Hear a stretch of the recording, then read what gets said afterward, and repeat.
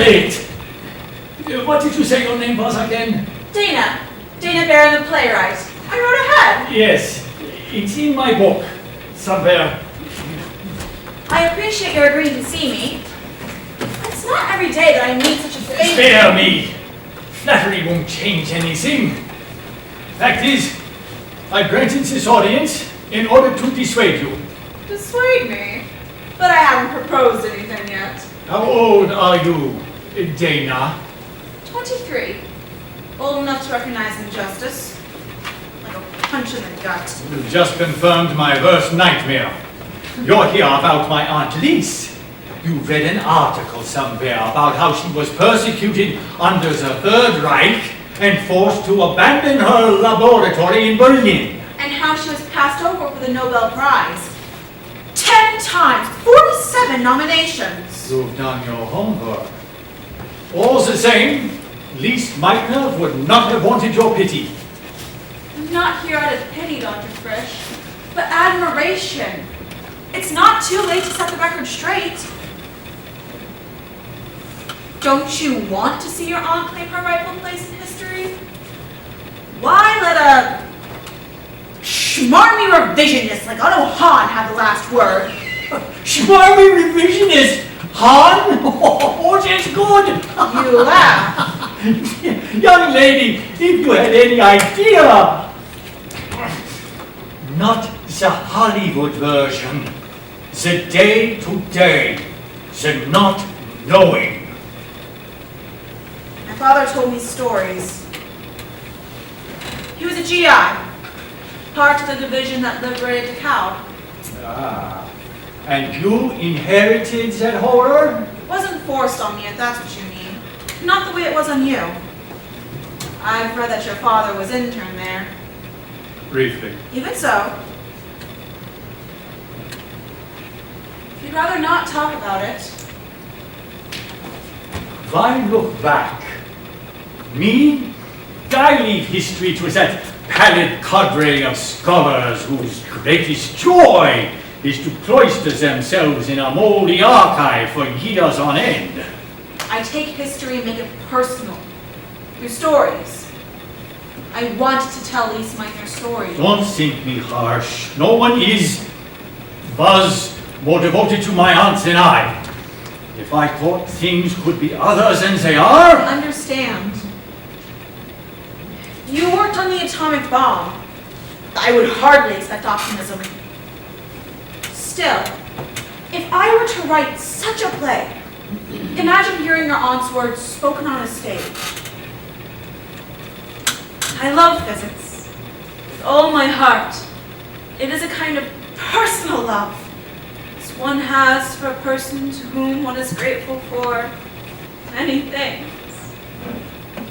That was Tante Lise. Gave herself heart and soul to physics. Which is why she deserves to be remembered for the pillar she was. Young lady. Dana! Dana, what makes you think yourself qualified to write about an era you didn't live? A regime whose brutality you can't possibly imagine, and a woman with whom you never exchanged so much as a... Good day, Fraulein Meltner. Who are you, anyway? No one really.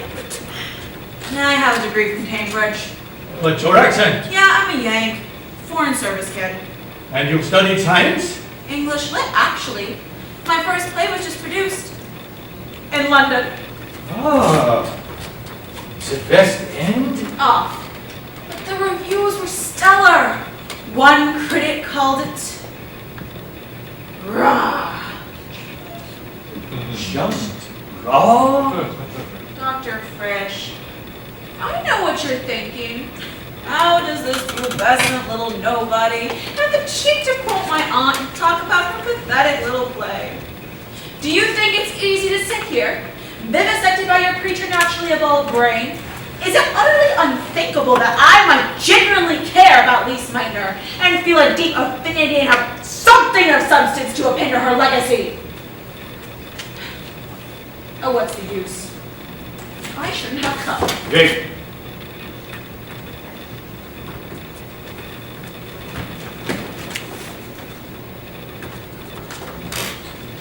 I want to show you something.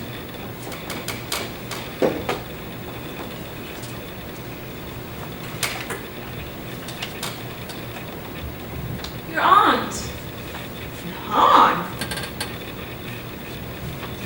When was it taken? 1938. November 1938. But your aunt had already fled Berlin by then. Exactly. It was taken in Copenhagen. I've read somewhere about a secret meeting just before Han published his nuclear fission findings. Findings indeed. Han had no idea what he had found. The term nuclear fission didn't yet exist. I pointed in a note my aunt and I published that February. And you've got proof? Proof that Han didn't cut off all contact with Lise Meltner before his discovery? Dear girl, proof is for rational people in rational times. In any case, I came across the photo only after my aunt's death. And you've kept it to yourself all this time? Given up? Hardly. If I'd given up, would I sit here and let a young woman the age of my granddaughter scold me like a Prussian schoolmarm? Not bad, huh? Let's just say we're oddly paired. I'm not in the habit of looking back. I've chosen life, just as my Tante Lise did. Just as she would have wanted me to.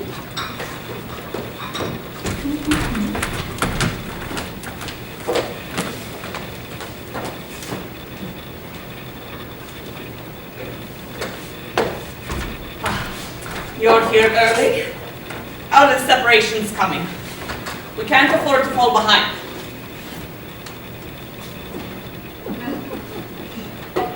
Have you slept? Who can sleep? Fermi and his team are charging ahead like a herd of mating bullocks. With Curie Gelot, hot on the heels. You'd think we were at war. All of us firing off papers like cannonballs. Are we not searching for the same answers? On the same side? We were once. Bit of friendly rivalry never hurts. The pace is picked up. That's all. How was Edith? I've arranged to stay at a sanatorium. Such a sensitive soul you married. I will stop by on my way home and take her some chocolates. Lise, If you should hear of a flat for rent, the situation at my current residence has become a bit, hostile. Are you in danger? I'm quite all right, Ericon. Safe here among friends. It's the streets that are the real terror. One hears such stories. Stories beyond belief. Lise, I know, we are all under strain.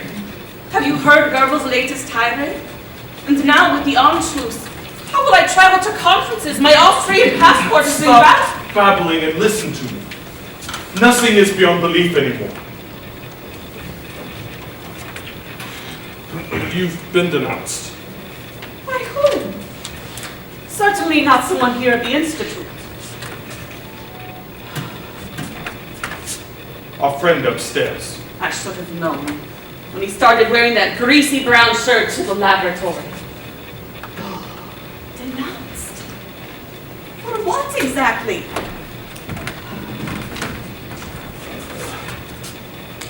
Your bloodlines. Fedes. A friend at the ministry showed me the letter.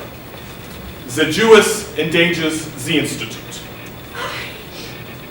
I have worked here from dawn to dusk every day for more than 30 years. I built the physics section from its first stone. Pick up, Lise. Don't you see? To those people, you are the Jew. Full stop. But I barely know anything about Judaism. And even if I were a Jew, if they hate me so much, why did they keep me on in 33rd? We all thought it would blow over. Who could have imagined that a pear-shaped ignoramus like Hitler could keep the masses hypnotized, year after year. It may still blow over. There are decent Germans. I wake up thinking it was all a bad dream. So I'll walk to the institute and I'll see a single swastika. And we'll gather in the basement and sing Brahms' Lieder like we used to. Remember? It wasn't that long ago. Seems lifetimes. But the work, Otto, if they would just let me work. We are so close to an explanation. I feel it nearer than my own hand. A force waiting to reveal itself. We just have to get the handle on these results. These decay schemes are puzzling. The closer we are to an explanation, the more astounding the eventual explanation is bound to be. We know that a nucleus cannot emit anything heavier than an alpha particle. Know or assume. Perhaps it's time we reconsider our assumptions.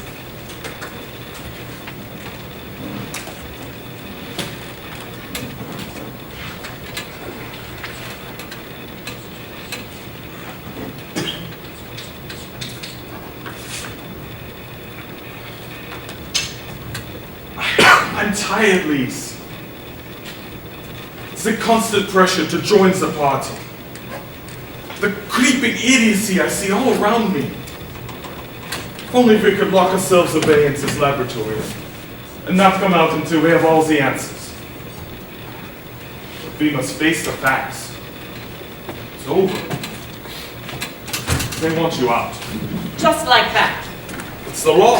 But how can something so lawless be a law? And what are you anyway, the messenger boy? Be reasonable, Lise. Think about the institute. And if I ever thought of anything else. I've begun making inquiries abroad. Denmark, Holland, Sweden. You're sure to get offers. I made a mistake.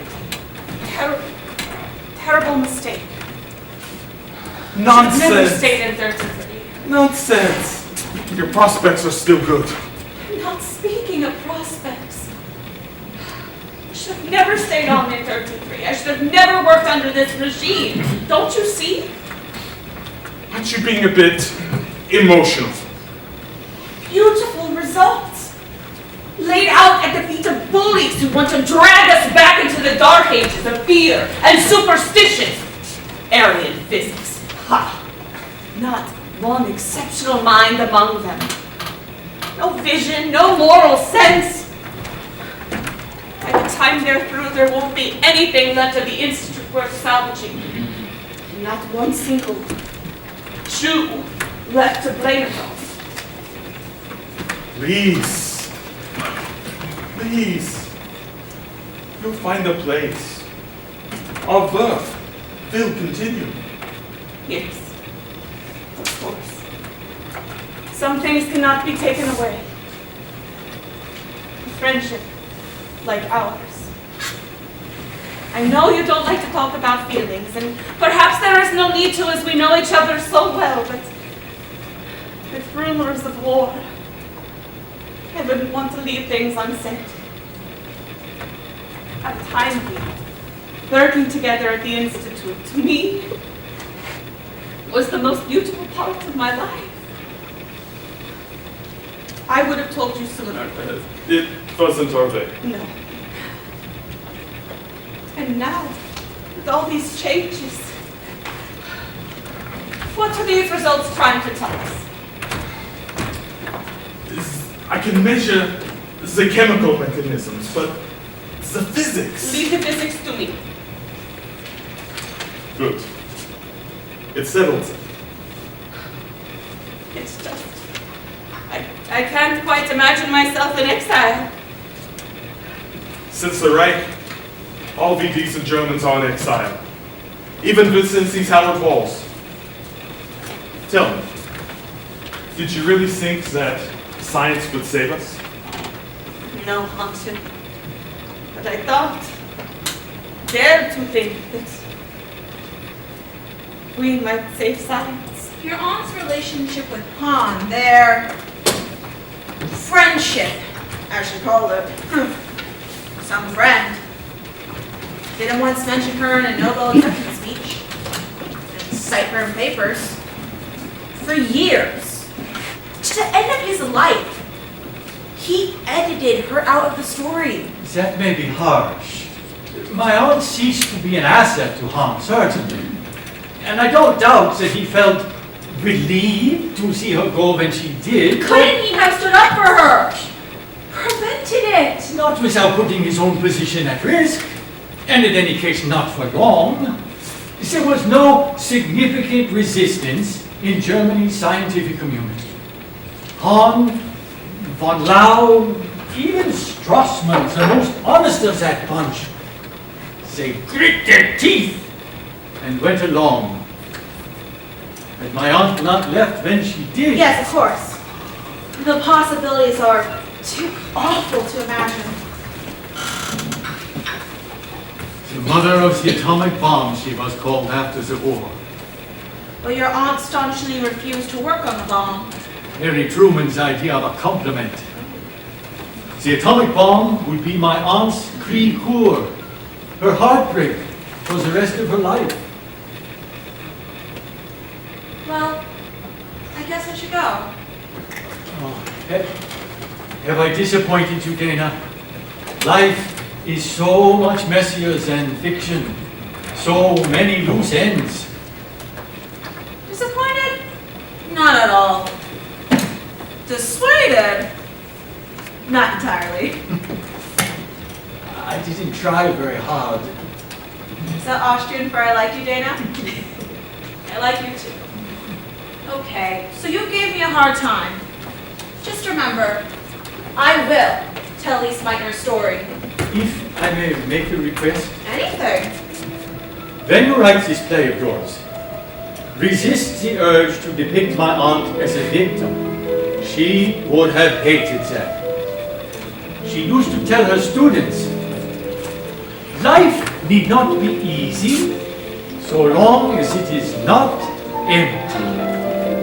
That was my Tante Lise.